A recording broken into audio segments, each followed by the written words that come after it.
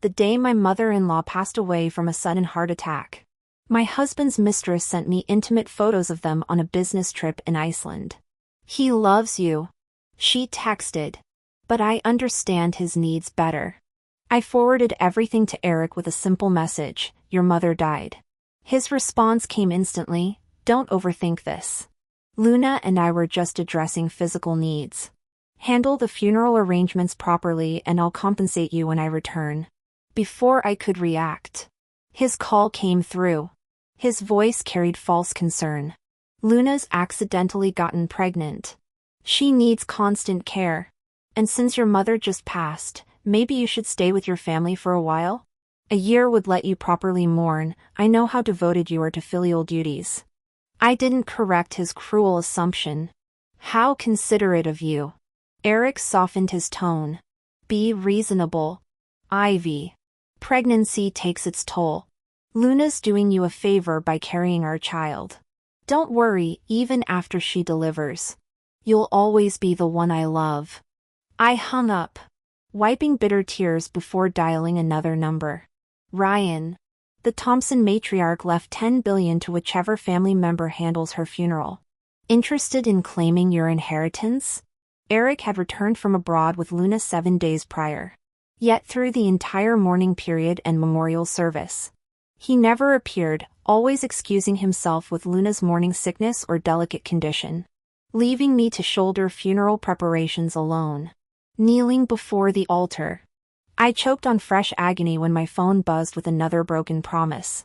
Scrolling through social media, I found Eric's celebratory post, treating Luna's colleagues to Michelin-starred dining to commemorate our miracle pregnancy. Tears dripped onto my trembling hands. I wondered how he'd react when discovering the funeral he'd skipped was for his own mother. When the memorial concluded, Eric called demanding, Luna's craving her Coca-Cola chicken wings. Come to Hillside Gardens immediately. He wanted the lawful wife to cook for his pregnant mistress. My laughter turned hysterical. After 3 years of marriage. Eric, do you possess any humanity? Don't use your mother's death as an excuse.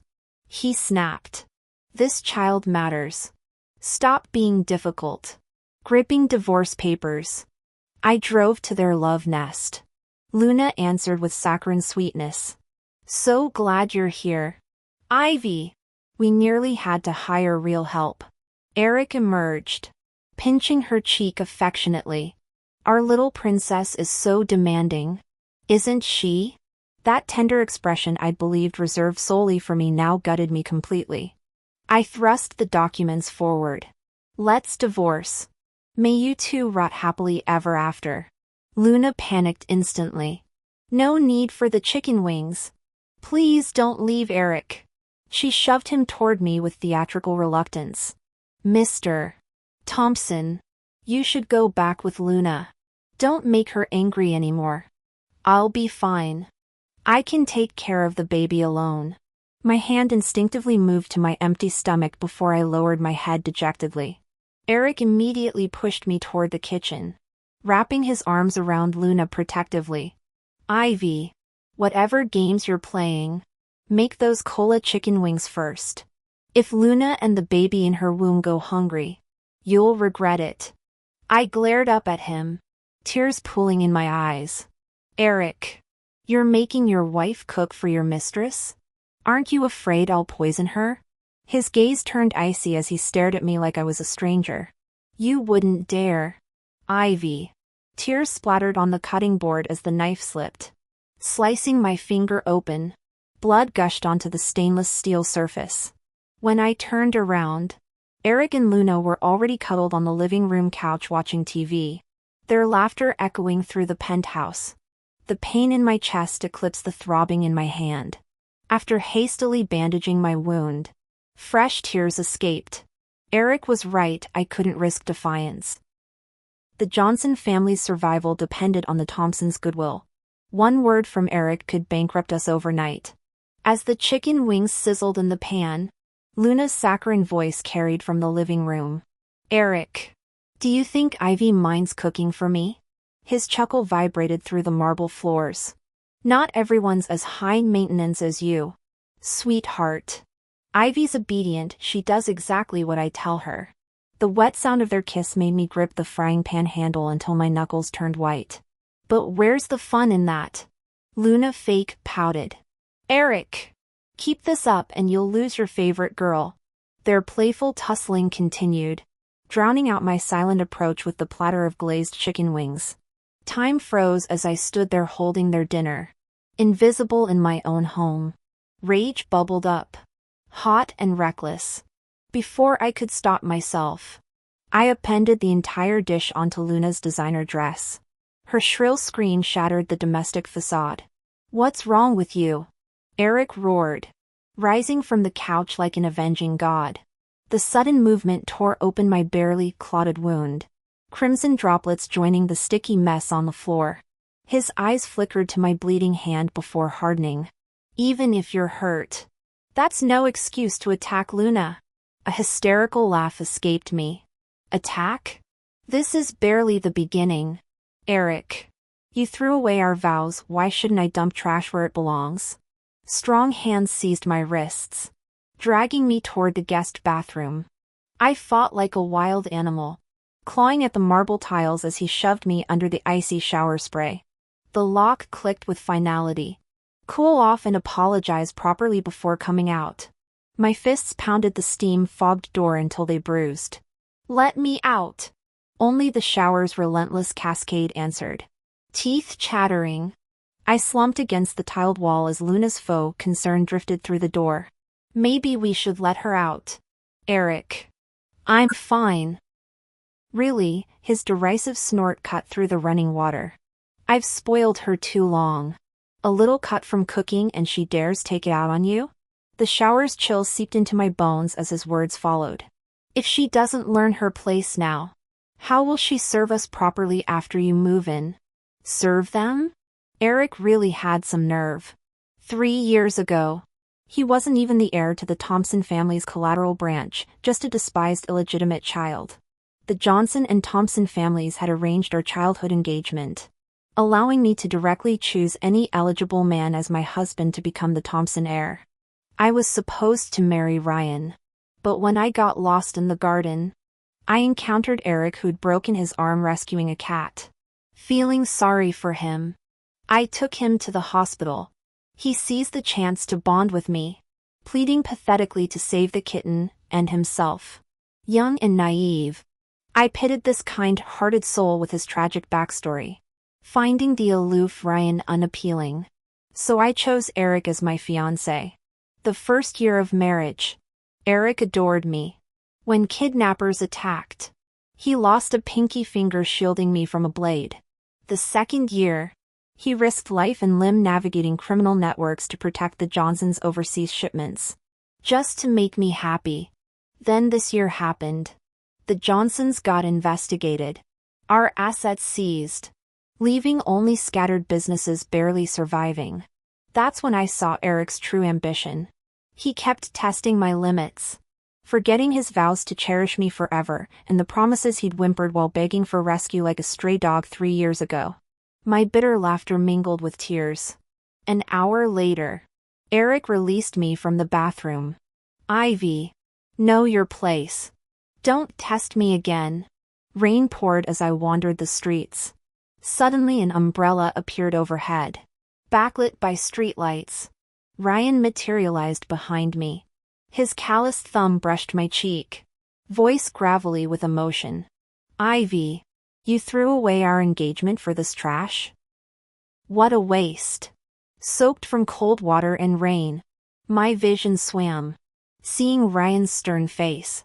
I felt oddly safe. Smirking, I collapsed against his chest. I woke in the hospital. Ryan's stony expression softened when he saw me conscious, though his brow remained furrowed. Ivy, you're pregnant. My hand flew to my stomach, no joy here. For 3 years I'd begged for a child. Eric always cooed. Sweetheart, let's enjoy being newlyweds first. Now I knew the truth. He didn't want kids, with me. Luna's pregnancy announcement made that clear. Taking a shaky breath, I met Ryan's gaze. Uncle Ryan, please don't tell Eric. I'll terminate this. Did I imagine the fleeting pain in his eyes?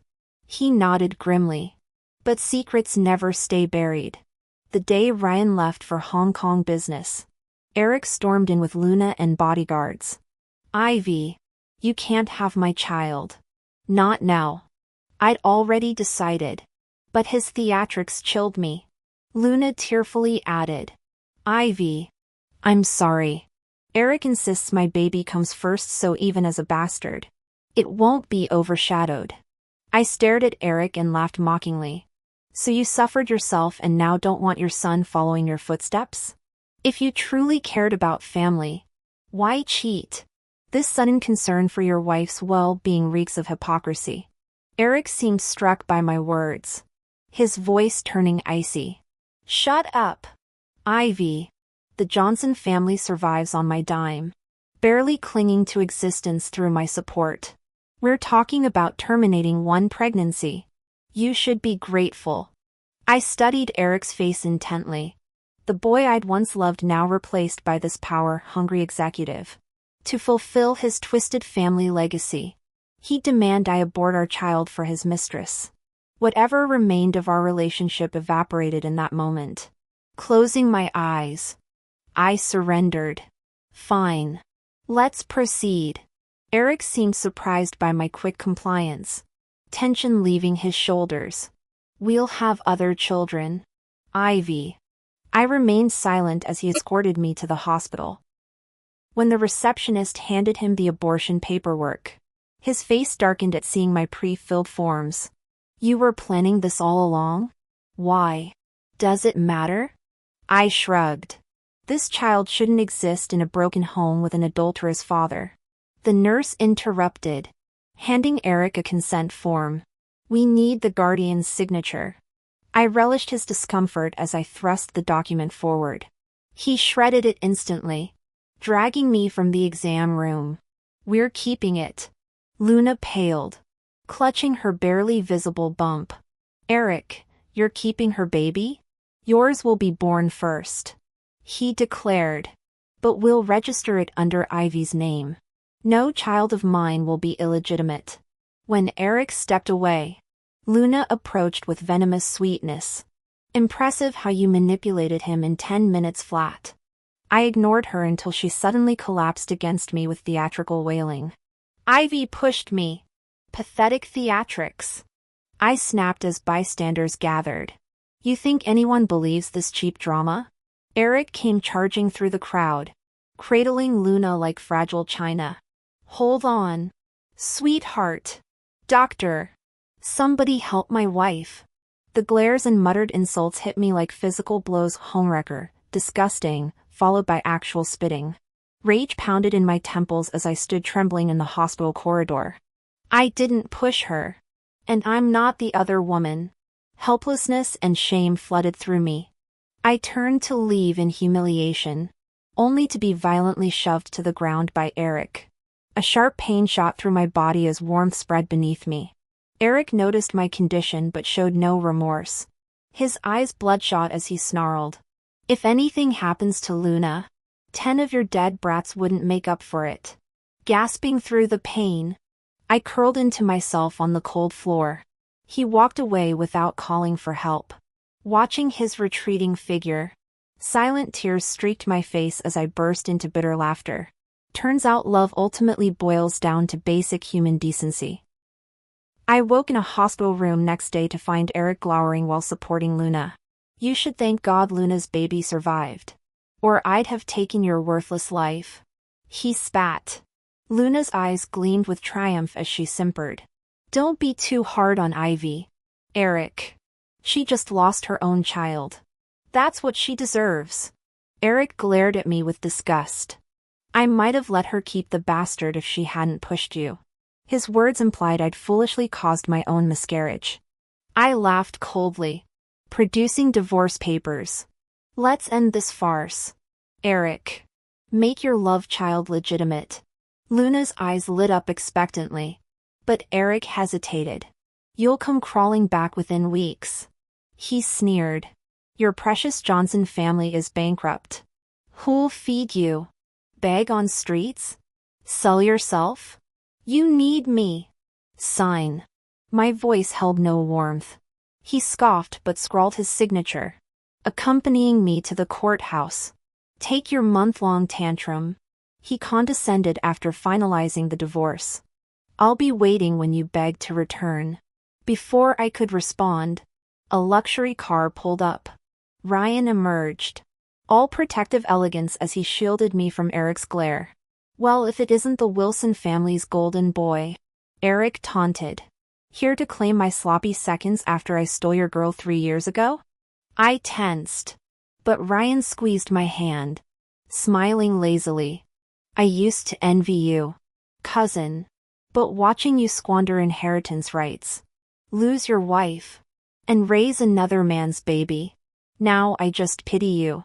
Eric froze. Realization dawned as my gaze flew to Luna's suddenly pale face. Ryan's words hung between us. Was Luna's child not Eric's after all? Ivy recently posted on her social media feed about Luna's pregnancy. If what Ryan said was true, this was going to be quite the spectacle. Eric glared at me, impatience lacing his voice. Ivy, explain this. I stared at the furious man before me, letting out a bitter laugh. Are you worried about your inheritance, Eric? Or which mother just died? Or maybe the baby? Start talking, he growled. Luna, who'd rushed over upon hearing us, paled and tried to intervene. Ivy, even if Eric accidentally caused your miscarriage, you shouldn't lie to him with some random man's help. Not wanting to become the center of public scrutiny, I tried to leave with Ryan. Eric blocked our path. His expression stormy. Explain. Now. Panic flashed in Luna's eyes. As I opened my mouth, she suddenly clutched her stomach with theatrical tears. Eric, it hurts. Eric shot her a withering look. Enough with the act. The color drained from Luna's face. So he'd always seen through her games, yet pretended ignorance while destroying my child. Meeting Eric's demanding stare, I sneered. You're rotten to the core. Ignoring my words, he barked. Come here and settle this. Hiding behind another man? You're still my wife. I smiled coldly. Not for long. As Eric froze, Ryan's bodyguard emerged from City Hall holding 2 divorce certificates. I hurled one at Eric's chest. Congratulations. A bastard paired with a mistress, a perfect match. I left Eric fuming as sandalwood enveloped us in the car. Ryan broke the silence. What's your plan now? He was right, I had the Johnson family to consider. Ryan proposed calmly. You've managed our family's businesses for years. Marry me. 3 years managing our New York ventures. And I'll transfer my inheritance to resolve your problems. The solution was perfect, yet unsettling. But with no alternatives. I agreed. That very night, Eric came pounding on my door after learning of his mother-in-law's death. Ivy, open this damn door. His bloodshot eyes met mine as I complied. Why didn't you tell me? He shouted, shaking me with tear-streaked desperation. I stared back, numb. I told you. I said. I had informed him that Mom died. For 3 days in the mortuary and 7 days of funeral services. I texted him daily to come see Mom one last time. He never showed up. Eric froze, gritting his teeth. You didn't specify it was my biological mother who died. Does that make her less important? Was that your excuse for not coming? I met his gaze calmly. Eric's eyes reddened as he slammed his fist against the wall in frustration. Ivy, even if I didn't come, you shouldn't have transferred all the inheritance to Ryan. I'm your husband. I smiled faintly. Really? My husband? My husband should have stood beside me presiding over funeral arrangements, not sending me explicit photos while frolicking with another woman. My husband died long ago. Eric's face darkened. Ivy, I just made a mistake any man could make. Why can't you forgive me? I simply, accidentally transferred assets to Ryan. Why blame me? He choked back profanities. Is there any way to reverse this? I shook my head. Even if possible, I wouldn't repeat past foolishness to hurt Ryan again for his sake. Knowing anger wouldn't help, Eric stormed off. Watching his retreating figure, I dialed my contact, informed that man Luna's carrying his child. Eric would be too preoccupied now. Perfect timing to settle accounts. The next day, my father called. After the Johnson family's financial investigation left him paralyzed from stroke, Eric had revealed our divorce and blamed me. A teacup shattered against my temple as I entered the hospital room. Disgrace. No Johnson woman ever initiated divorce. You conspired with outsiders to ruin your husband. Father roared. Kneel. Clutching my bleeding forehead, I saw Eric soothing him. Don't upset yourself, sir. Ivy's just being childish. He shoved me into the hallway, threatening, make Ryan return the inheritance or I'll expose everything to your parents. Eric, have you no humanity? His eyes welled with tortured remorse. Ivy, I'll change. I'll devote myself to our family. But we need that money. Ryan's always loved you. Use that. He'll give you anything. My breath caught. Ryan loves me? You didn't know? Eric scoffed. 3 years ago. He hospitalized me for 2 weeks after I married you. Laughter bubbled from my throat as I pushed past him. Before my father. I produced the compromising photos Luna had sent me, crystal clear evidence of Eric's betrayal scattered across hospital sheets. Dad. Eric cheated on me. His mistress is rubbing it in my face. Shouldn't your daughter fight back? Eric clearly didn't know my father well. My dad was old-fashioned, stubborn, and rigid about principles. But he'd never let his daughter get trampled on. When Eric saw those photos, he turned pale and started stammering. Sir, let me explain. Dad's face flushed purple. He slammed the teacup in his hand against Eric's head. Bullshit. You denying this is you in the pictures? This time, Dad didn't hold back. Blood gushed from the gaping wound on Eric's skull as he clutched his head. Father-in-law. Ivy can't get pregnant, that's why I looked elsewhere. You're blaming me instead of your defective daughter? How's that fair? Veins bulged at Dad's temples. If not for his mobility issues, he'd have lunged at Eric again. Ungrateful wretch. My Ivy gave up her engagement to Ryan's heir to marry beneath her. Had I known this. Watching Eric's frantic retreat, I wished for a time machine. After he left, Dad touched my forehead with trembling fingers. Does it hurt? I shook my head. Don't worry about me, Dad. I'm marrying Ryan now. Dad silently pulled out a pocket watch. It's time you knew the truth. News of my remarriage reached Eric quickly. He bombarded me with calls and texts begging for reconciliation. Rumor had it he's drowning in chaos. DNA tests proved Luna's baby wasn't his. While Ryan's producing inheritance documents to dismantle Eric's power within the Thompson family. I didn't care until wedding dress shopping, when I stumbled upon their viral fight video online. Luna knelt weeping. Eric. He forced me. I'll abort the baby, let's start over. The bruised Eric kicked her stomach. Liar. You were married this whole time. Look what your husband did to my face. He kept screaming, oblivious to Luna hemorrhaging until bystanders called 911. Comments flooded in. Trashy cheaters getting their karma, praying these two never reproduce. May we all dodge toxic men like this. I closed my phone to focus on lace veils. Ryan emerged from the fitting room in his tuxedo, devastatingly handsome. My cheeks burned when he closed the distance between us, brushing his lips against mine. Stunning. As our wedding approaches, Ryan's possessiveness intensifies. Casual walks became hand-holding, then stolen kisses. Yet when his arms wrap around my waist as we review seating charts, I find myself leaning into the warmth, equal parts flustered and thrilled. As we stepped out of the bridal boutique, we ran straight into Eric. Seeing me holding hands with Ryan, he charged forward furiously. Ivy, you can't be with him. Ryan shielded me with a cold smirk. Oh, I'd love to hear why.